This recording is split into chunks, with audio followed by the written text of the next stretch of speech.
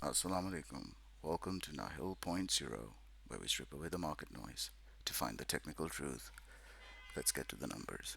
दोस्तों, आज हम पाकिस्तान स्टॉक एक्सचेंज के सबसे पहले ब्लैंक चेक आईपीओ, जिसका फाइनल प्रोस्पेक्टस फाइनली रिवील हो गया है, उसे डायसेक्ट करेंगे। अगर आपने इससे पहले वाला हमारा डीप डाइव देखा था, तो वो था इसके इनिशियल प्रोस्पेक्टस पे, जो इतना अपीलिंग नहीं लग रहा था। लेकिन इसके फाइनल प्रोस्पेक्टस को देखने के बाद हम ये यकीन से कह सकते हैं कि जिसने ये मिस किया उसने पाकिस्तान स्टॉक एक्सचेंज की सबसे बड़ी गेम और सबसे बड़ा गेम चेंजर मिस कर दिया। इस वीडियो में हम आपको सिर्फ सतही बातें नहीं बताएंगे, हम इस 200 पेज के फाइनल प्रोस्पेक्टस को टेक्निकल, फाइनेंशियल और फंडामेंटल डोमेन्स में तोड़कर इसका पूरा पोस्टमार्टम करेंगे। हम उन तमाम ट्विस्टी टर्म्स को डिकोड करेंगे जो आम लेमैन की समझ से बालातर हैं, जैसा कि swap ratio, scheme of arrangement, Gordon growth model. हम देखेंगे कैसे आपके 10 रुपए का एक शेयर ऑटोमेटिकली एक Chinese solar giant Ningbo green light energy के शेयर्स में कन्वर्ट हो जाएगा। मैं आपको स्क्रीन पर एग्जैक्ट पेज नंबर्स दिखाऊंगा जहां से इंफॉर्मेशन मिली है कि आप खुद भी पर्सनली पढ़ सकें इन्वेस्ट करने से पहले। अगर आप वाकई पाकिस्तान स्टॉक एक्सचेंज में एक स्मार्ट इन्वेस्टर बनना चाहते हैं और अपना हार्ड अर्न कैपिटल इस सब्सक्रिप्शन में लगाने का सोच रहे हैं, तो इस वीडियो को एंड तक लाजमी देखें, क्योंकि इसके अंदर कुछ ऐसी डिटेल्स हैं जो किसी न्यूज़ चैनल ने नहीं कवर की। तो सबसे पहले चलते हैं इसके फंडामेंटल पर्सपेक्टिव में। ब्लैंक चेक की रियलिटी क्या है, वो हमें उसके लिए चलना पड़ेगा पेज नंबर 13 पे। देखिए, एलएसई स्पैक वन एक स्पेशल पर्पस एक्विजिशन कंपनी है जिसका अपना कोई एक्चुअल बिजनेस ऑपरेशंस नहीं होता। इस कंपनी का वाहिद मकसद पब्लिक से पैसा इकट्ठा करके किसी चलती हुई प्राइवेट कंपनी में इक्विटी इन्वेस्टमेंट करना और फिर उसके साथ मर्ज हो जाना है। रिटेल इन्वेस्टर्स के लिए ये पाकिस्तान स्टॉक एक्सचेंज पर बिल्कुल एक नया कॉन्सेप्ट है और नया एसेट क्लास है। स्पेसिफिक केस में एलएसई स्पैक वन ने पहले से ही अपना शिकार यानी टारगेट ढूंढ लिया है, जो इस फाइनल प्रोस्पेक्टस में हमें बता भी दिया गया है। वो है निगबो लाइट एनर्जी, एनजीएलई। इस 250 मिलियन पीकेआर के आईपीओ का मकसद एनजीएलई में 19.04% हिस्सा खरीदना है।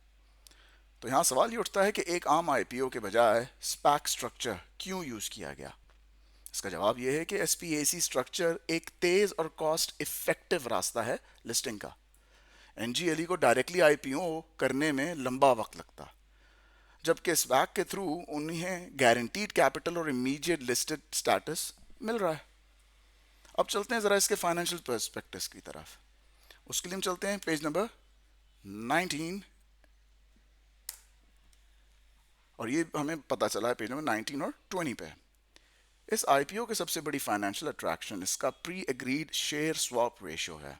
जब एलएसई स्पैक वन की एनजीएलई के साथ formally merger scheme of arrangement complete हो जाएगी तो स्पैक डिसॉल्व हो जाएगा। उस वक्त एलएसई स्पैक वन का हर एक शेयर के बदले इन्वेस्टर्स को एनजीएलई के 1.20 शेयर्स मिलेंगे। इसका मतलब है कि अगर आज आप 10 पीकेआर देकर शेयर खरीद रहे हैं तो एक्चुअली आपको एनजीएलई के 8.37 पीकेआर में शेयर पड़ेगा। फिर वो ये सीधा सीधा लैग बैक है, जो 20% बिल्ट इन डिस्काउंट है। यहाँ सवाल ये उठता है कि क्या ये 8.37 पीकेआर का कॉस्ट इफेक्ट वाकई में एक सस्ती डील है। जवाब है जी हाँ, क्योंकि मर्जर के बाद एनजीएलई की प्रोजेक्टेड बुक वैल्यू 10.12 पीकेआर पर शेयर बनेगी। आप इफेक्टिवली एक 10 रुपए की चीज़ 8.37 में ख़रीद रहे हैं। अब चलते हैं इसके फंडामेंटल पर्सपेक्टिव के दूसरे एंगल की तरफ, उसका टारगेट बिजनेस मॉडल। तो पेज नंबर 14 और 15 में इसका जवाब हमें मिलता है।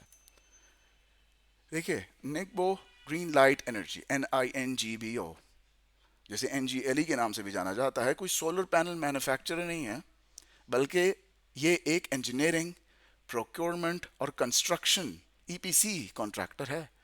ये कंपनी बाहर से सोलर पैनल्स और इन्वर्टर्स इंपोर्ट करती है और पाकिस्तान में उन्हें इंस्टॉल करती है।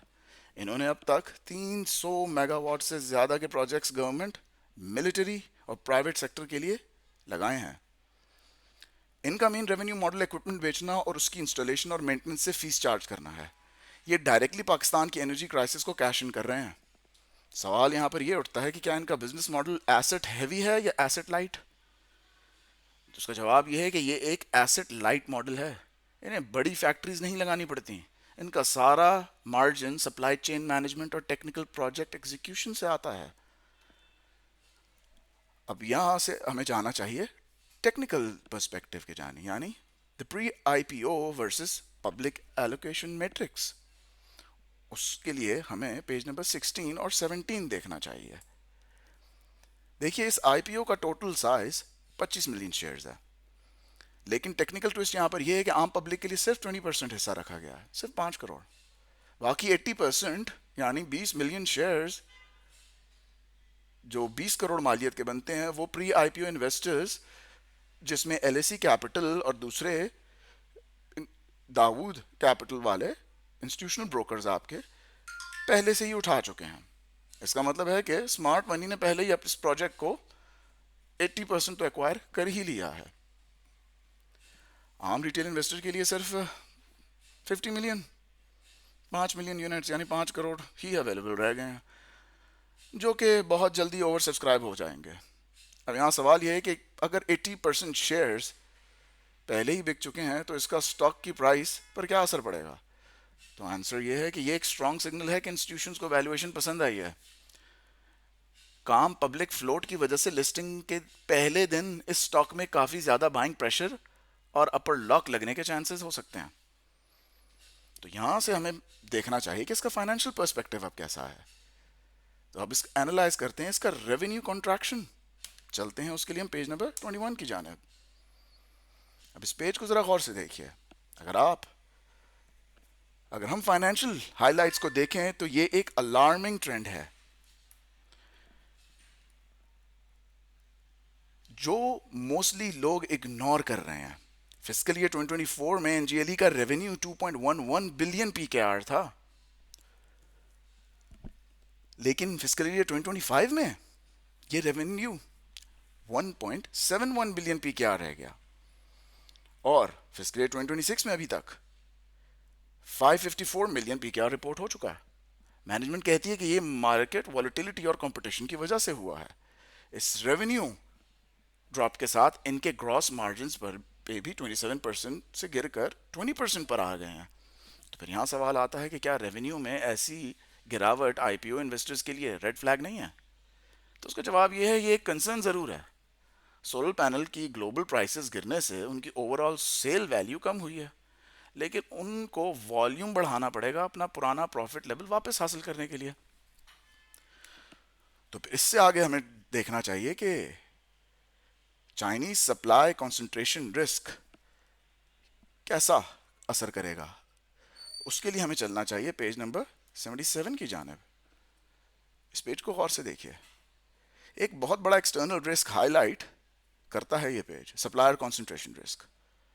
एनजीएलई अपना लगभग 67% solar equipment, panels, inverters, batteries सिर्फ एक सिंगल चाइनीज कंपनी से इंपोर्ट करता है। ये company निंगबो green light energy group company limited China में बेस करती है, और एनजीएलई की एसोसिएटेड कंपनी भी है, सिस्टर कंपनी।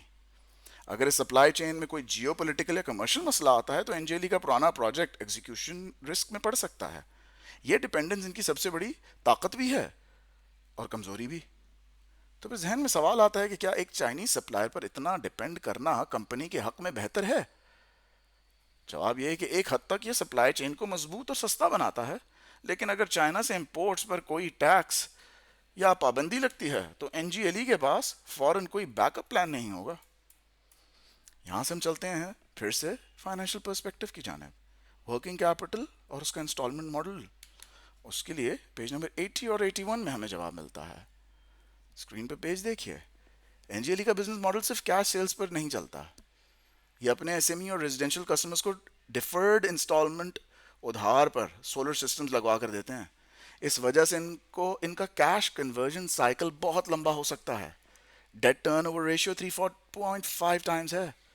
जब आप कस्टमर से 12 से 48 महीने में पैसा वापस लेते हैं तो आपको नए प्रोजेक्ट्स लगाने के लिए ज़्यादा वर्किंग कैपिटल चाहिए होता है। ये आईपीओ से आने वाला 230 मिलियन पीकेआर एसेंशियली इसी वर्किंग कैपिटल के गैप को फिल करने के लिए नई इन्वेंट्री खरीदने के लिए इस्तेमाल होगा।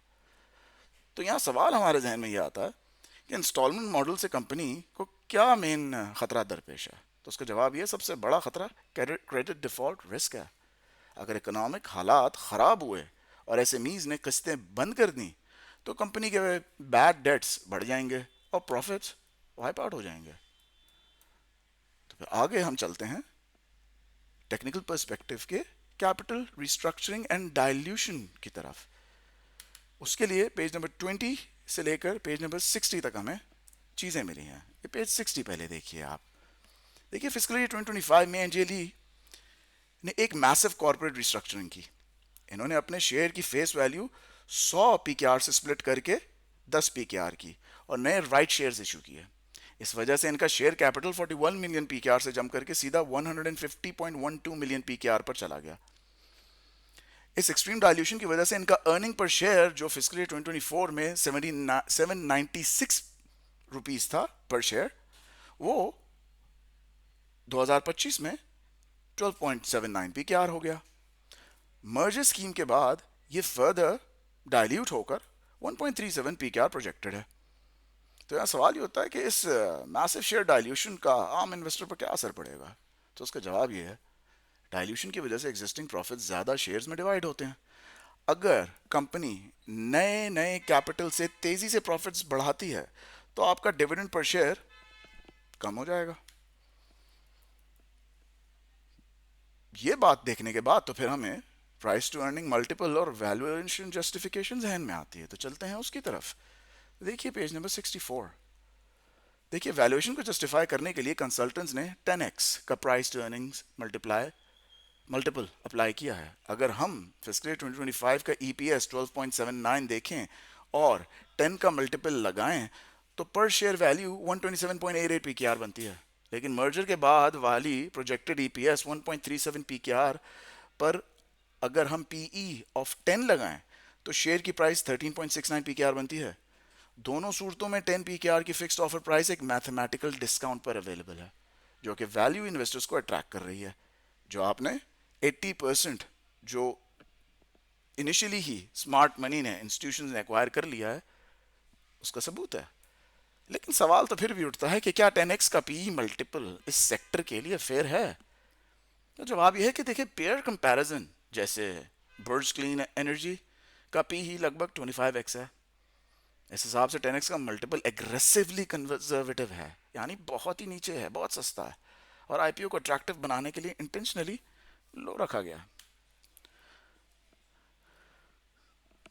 अब बात जब एनर्जी सेक्टर के इलेक्ट्रिसिटी रिलेटेड सेक्टर से हो रही है तो वहाँ पर जहन में फिर मीटर्स और नेट मीटरिंग पॉलिसी वगैरह जहन में आते हैं। तो चलते हैं इस नेट मीटरिंग पॉलिसी ट्रैप को डायसेक्ट करने की कोशिश करते हैं। चलिए मेरे साथ पेज नंबर 81 पे देखिए। प्रोस्पेक्टस आपके सामने क्लियरली स्टेट करता है कि पाकिस्तान में डिस्ट्रीब्यूटेड सोलर की मैसिव ग्रोथ है, लेकिन उसकी सबसे बड़ी वजह नेपरा की नेट मीटरिंग पॉलिसी है। लेकिन ये इनका सबसे बड़ा रेगुलेटरी रिस्क भी है। अगर गवर्नमेंट ग्रिड पर कैपेसिटी इश्यूज की वजह से नेट मीटरिंग रेट्स और कम कर देती है और नए टैक्सेस भी लगाती है तो लोगों का सोलर लगवाने का इंसेंटिव फर्दर कम हो जाएगा। इससे एनजीएलई के आने वाले नए प्रोजेक्ट्स की डिमांड फौरन गिर सकती है। तो फिर सवाल ये है कि अगर नेट मीटरिंग पॉलिसी तब्दील होती है तो एनजीएलई कैसे सर्वाइव करेगी।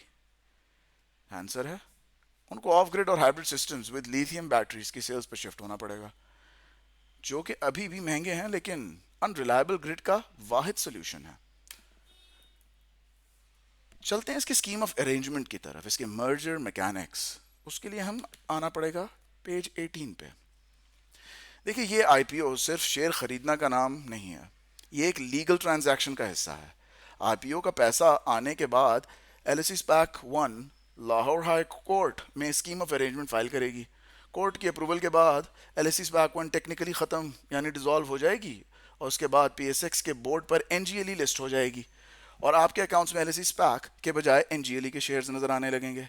इस प्रोसेस के कंप्लीट होने में लिस्टिंग के बाद 1 से 3 साल का वक्त लग सकता है। तो सवाल ये क्या कोर्ट इस मर्जर को रिजेक्ट भी कर सकता है क्या? तो आंसर इट टेक्निकली तो हाँ, ये एक जुडिशियल डिस्क्रेशन रिस्क तो ज़रूर है और कहलाता भी यही है। अगर कोर्ट ने इसे रोक दिया तो कंडीशंस लगा देंगे और आपका पैसा लंबा फंस सकता है। यहां से जहन में आता है कि ज़रा फाइनेंशियल पर्सपेक्टिव को फिर से देखें और उसका गॉर्डन ग्रोथ मॉडल को समझें। आइए फिर पेज नंबर 67 पे। जॉइंट कंसल्स ने वैल्यूएशन को डबल चेक करने के लिए गॉर्डन ग्रोथ मॉडल का इस्तेमाल किया। इन्होंने अगले 5 साल तक के लिए 10% का लॉन्ग टर्म ग्रोथ रेट और 16% का कॉस्ट ऑफ इक्विटी एज्यूम किया है। इन कैलकुलेशंस के मुताबिक एनजीएलई की पर शेयर इंट्रिंसिक वैल्यू 11.19 बनती है। इस कॉम्प्लेक्स मैथ का मकसद एसईसीपी को ये प्रूफ देना था कि 10 रुपए की आईपीओ प्राइस फेयर है और मैथमेटिकली बैक्ड है। लेकिन सवाल तो फिर भी उठता है कि डिस्काउंट रेट 16% ही क्यों रखा गया। देखिए, ये पाकिस्तान के कायबोर्ड रेट जो अप्रॉक्सीमेटली इस वक्त 10.5% है और इक्विटी रिस्क प्रीमियम जो 6% है, उसका मजमुआ है। ये जाहिर करता है कि पाकिस्तान के एनर्जी सेक्टर में रिस्क लेने पर इन्वेस्टर्स को कम से कम 16% रिटर्न डिमांड करते हैं। फिर उसके आगे जहन में आता है कि इसका डेट और प्रोफाइल लेवरेज तो फिर देखना बनता है। उसके लिए हम चलते हैं पेज नंबर 21 और 22 की जानिब। ये पेज नंबर 22 आपके सामने है। देखिए, एक पॉजिटिव साइन ये है कि एनजीएलई का बैलेंस शीट हाईली लेवरेज उधार पर नहीं चलता। Total debt to equity ratio सिर्फ 0.09 टाइम्स है, जो कि प्रैक्टिकली जीरो के ही तो बराबर है। इसका मतलब है कि बैंकों को भारी इंटरेस्ट पे नहीं कर रहे, ना इनकी ज़्यादातर ऑपरेशन सप्लाई की तरफ से मिलने वाले उधार ट्रेड पेएबल्स पर चल रही हैं। हाई इंटरेस्ट रेट एनवायरनमेंट में ऐसी डेट फ्री कंपनी का सरवाइव करना आसान होता है। लेकिन सवाल तो फिर भी उठता है कि अगर इनके पास डेट नहीं है तो इनको आईपीओ के पैसों की ज़रूरत क्यों पड़ रही है? तो उसका जवाब यह है कि सप्लायर क्रेडिट की एक लिमिट होती है। नए मैसिव मिलिट्री और गवर्नमेंट टेंडर्स जीतने के लिए उन्हें अपफ्रंट एडवांस पेमेंट्स और वर्किंग कैपिटल चाहिए, जो इक्विटी ही दे सकती है। फिर वहां से फंडामेंटल पर्सपेक्टिव जहन में आता है कि जो सीपेक 2.0 और एग्रीटेक का कनेक्शन क्या है इसके साथ। तो उसके लिए देखिए एक बहुत प्रॉमिसिंग चीज पेज नंबर 41 पे। इस पेज को गौर से देखिए। देखिए, इसमें बताया गया है, इसमें और फर्दर और पेजेस में, कि एनजीएलई ने M2 मोटरवे जैसे बड़े इंफ्रास्ट्रक्चर प्रोजेक्ट्स और वर्ल्ड बैंक के सिंध प्रोजेक्ट्स एग्जीक्यूट किए हैं। जैसे जैसे सीपेक फेज 2 में चाइनीज और इंडस्ट्रीज और एसईजीज स्पेशल इकोनॉमिक जोन्स बनते जा रहे हैं, वहां उन्हें रिलायबल और सस्ती एनर्जी चाहिए।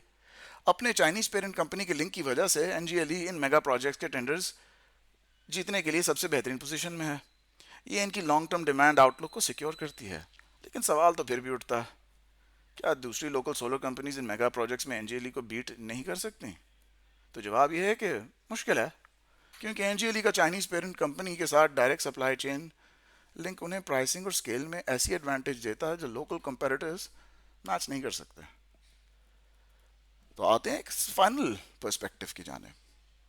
Free float dynamics post merger कैसे होंगे? पेज नंबर 74 और 75 इसकी तरफ इशारा देता है।